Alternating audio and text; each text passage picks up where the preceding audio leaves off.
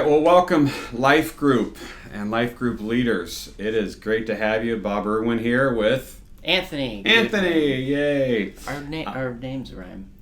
Irwin Goodwin. Irwin Goodwin. Yeah, that's true. Yeah, well, I've never thought of that until now, Mr. Goodwin.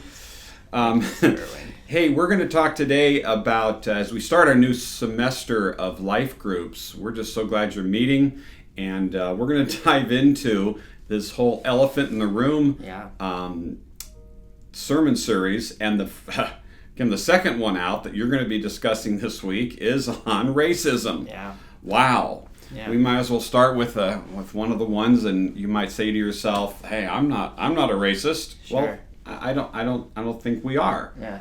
But as we dive into the passage today, or you dive into the passage today, we're going to see. So as you begin with your group, let's just hit it head on. Think or share a time when you saw or maybe you experienced racism. And just discuss it. I thought you were going to start with me. I was like, all right, guys, well, here we go. Yeah.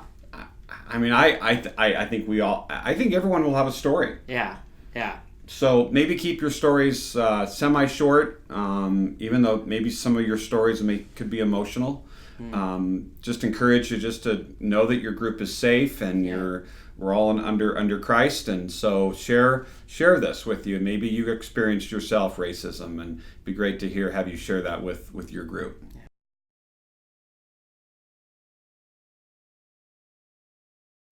Yeah, so as you get together in your groups now, we're going to talk about the passage. And the passage is Ephesians chapter 2, 11 through 12.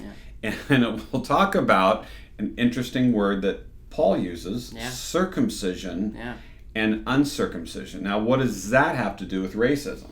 It is huge because that was the sign of the covenant that God gave to Abraham. Yeah, so if you were circumcised, you were Jewish. Yep. That's what set them apart, literally. Right. That's how they could identify one another. Yeah. Okay, let's move on. Yeah. But circumcision and uncircumcision. So how does racism fit into that? Because if you're not circumcised, then you would be judging others who were or weren't. Vice versa. There would be this racism towards one another. So if you're circumcised and I'm not, then you're going to alienate me. Yeah.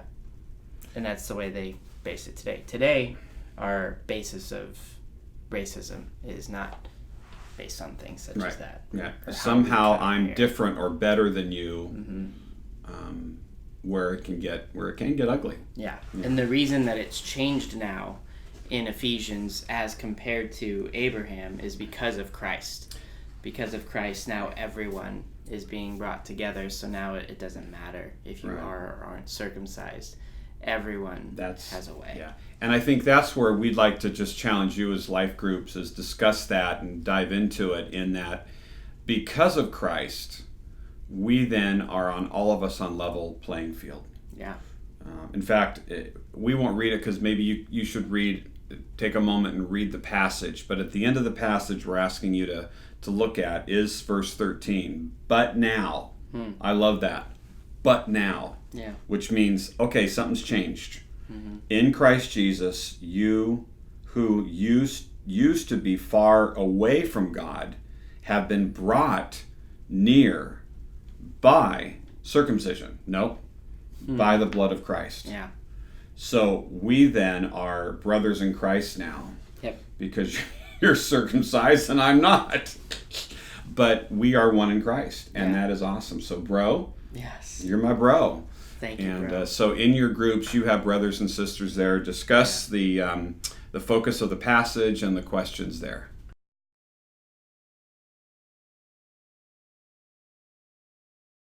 Hope group's going good so far. Question number 4, admit where you are, says, why do we separate ourselves from other people based on race, beliefs, differences, or opinions?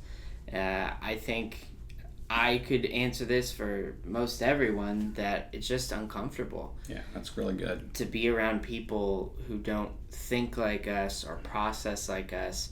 So it's way more natural for us to just want to surround us with people like us. You know, it's often why we go to the places that we go. It's why we have the friends that we have, because they're like me. You like watching the same thing that I do, and that then influences the way that we both process things.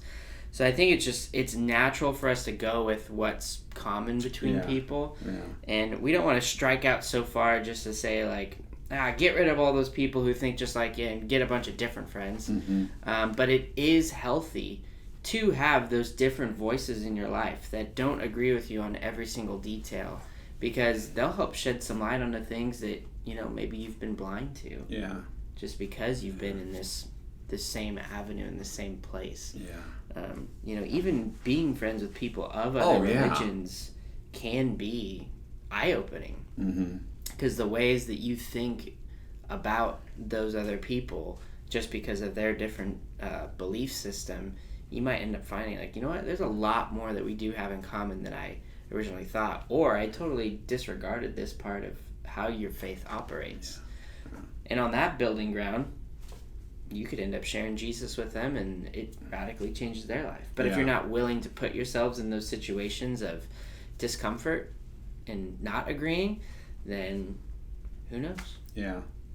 I that's a great challenge. I think when we get to the application today, and even we're kind of going a little ahead of ourselves, but one of the things when we were challenged as pastors many years ago to deal with this issue of reconciliation of racism, we were challenged to go have lunch or coffee with someone that, an African American person, or someone that has a different race than you. And that's a challenge. I had to specifically go, okay, I'm going to make a phone call, and I'm going to go have lunch with this African American pastor, and that was my brother in Christ. And so it was a challenge, but it's something that I had to do. And I think where we are all at is I would challenge you and challenge us. When was the last time you had a conversation, a longer conversation, rather than just hello, with someone that is from a different race? Take that challenge.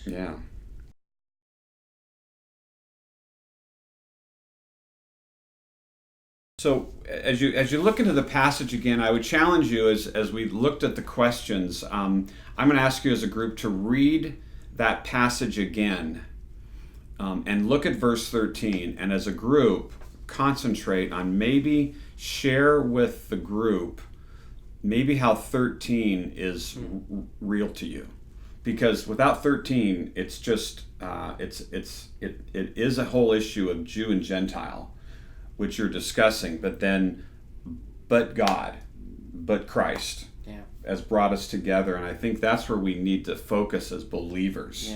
And I hope that happens within your groups tonight, that you realize, wow, we're brothers and sisters in the Lord. Because of Christ. We may be different, but because of Christ.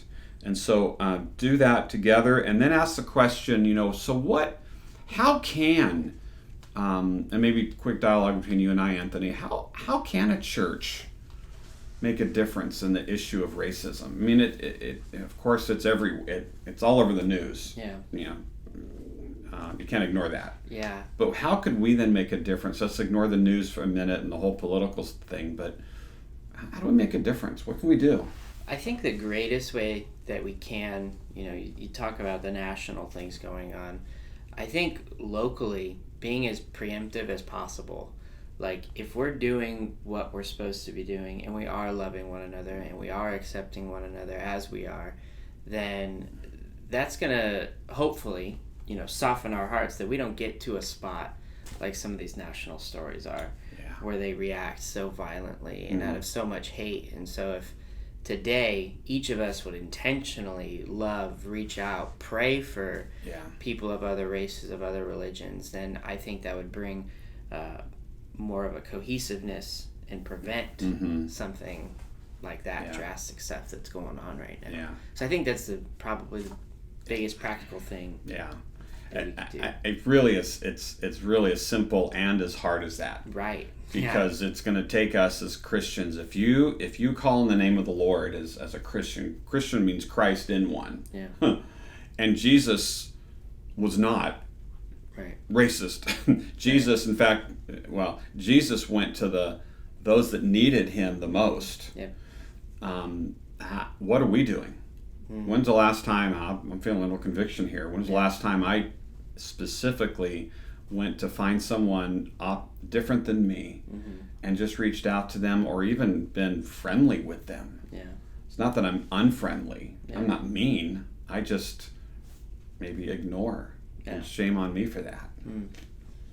So I think that's where we might just need to leave this today is, what in your groups, because this is such a big topic. You don't need us necessarily to spark anything because it's there. Yeah. But can you as a group not only just pray for each other, but open up and say, okay, what are we going to do? And I make that challenge of reaching out to someone specifically that's different than you, and ask God to give you that divine appointment as well. Yeah. And then next week come back and say, so how'd you do? Did anyone meet anyone? Anyone reach out to someone different than them?